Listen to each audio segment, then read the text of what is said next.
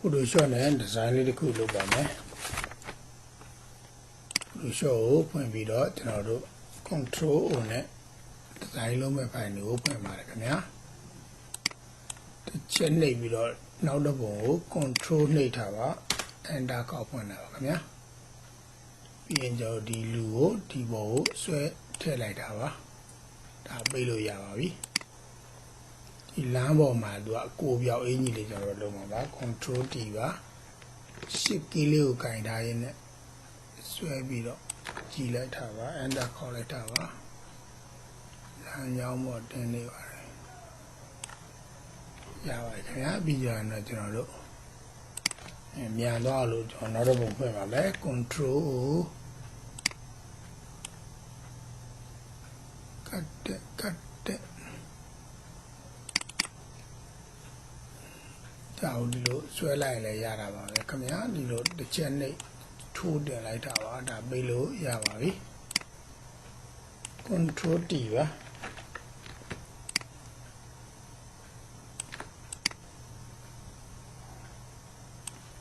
Enter ခောက်ပါတယ်ခင်ဗျာပြီးရင်ကျွန်တော်ဒီအင်ကြီးကိုဆက်လက်ပေးမှာပါအကောင်းဆုံးကတော့ကျွန်တော်တို့ Quick Selection 2ပါ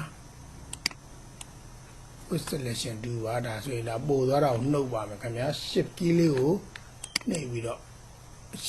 Alt key လေးကိုနှိပ်ပြီးတော့နှုတ်ထားပါခင်ဗျာ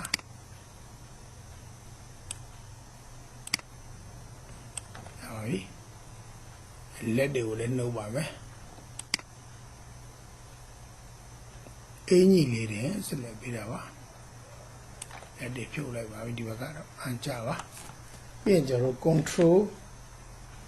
J နှိပ်လိုက်တာပါခင်ဗျာပြီးရင်ဒီကျွန်တော်တို့က Control J နှိပ်ပြီးတော့ဒီမှာ Control ပြန်နှိပ်ပါတယ်ဆက်လက်ယူတာပါအခုဒီ selection ယူပြီးတော့ဒီကိုနှိပ်ထားတာပါပြီးရင်ကျွန်တော်တို့ကဒီမှာဆိုလိုတာဒါအင်ကြီးပဲဆက်လက်ပေးထားတာပါဒီမှာလူရောအင်ကြီးရောရှိပါတယ်ဒီမှာအင်ကြီးကိုဆက်လက်ပေးတော့မှ delete နှိပ်ရင်အင်ကြီးပဲပျောက်သွားတာပါအခုအပေါ်တတိယအပေါ်ဆုံးဒီအင်ကြီး selection အပေါ်ဆုံးရောက်လာပါပြီပြီးရင် opposite ကို short လိုက်တာပါ opposite short လိုက်ပါတယ်ကိုပြောက်အင်ကြီးပါခင်ဗျာဒါတော့ကိုစိတ်ကြိုက်လို့ပါ Control D နဲ့ select ဖြောက်ထားပါပြီးရင်ကျွန်တော်တို့အနားတက်ကလေးတွေနည်းနည်းထည့်ပေးမှာပါကျွန်တော်တို့ stone မဲလေး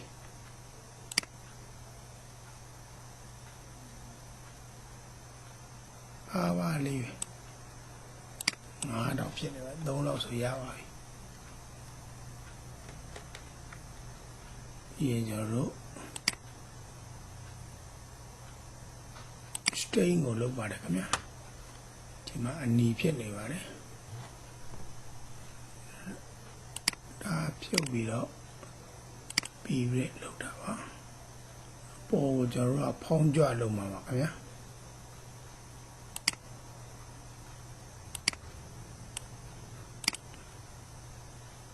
emboss ဖောင်းလေးလုပ်လိုက်တာပါဒါတွေကတော့ကျွန်တော်တို့စိတ်ကူးရှိသလိုခုလုပ်လို့ရပါခင်ဗျာဒါဖြုတ်ပြမှာလည်းမကြိုက်ပါဘူး pattern stain လုပ်အောင်လို့ stain ခေပါတယ်ပြီးရင် drop shadow ကအောက်ဆုံးရောက်နေပါတယ်ခင်ဗျာ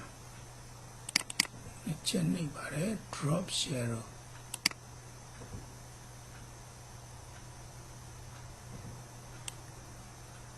မဲကိုမဲလေးဖြစ်နေတာပါ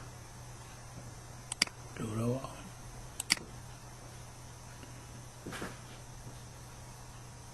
ကြာပါဒီမြင်ကြည့်ပြီးတော့ကိုယ်စိတ်ကြိုက်လုပ်တဲ့သဘောပါပဲ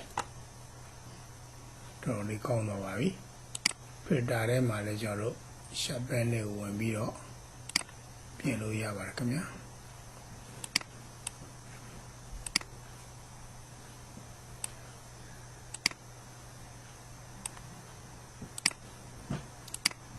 ဒါကျွန်တော်တို့ဗလာကဆီယံဗလာလေးနဲ့ဒါလေးကိုလုပ်လိုက်တာโอเคတော့ပါခင်ဗျာ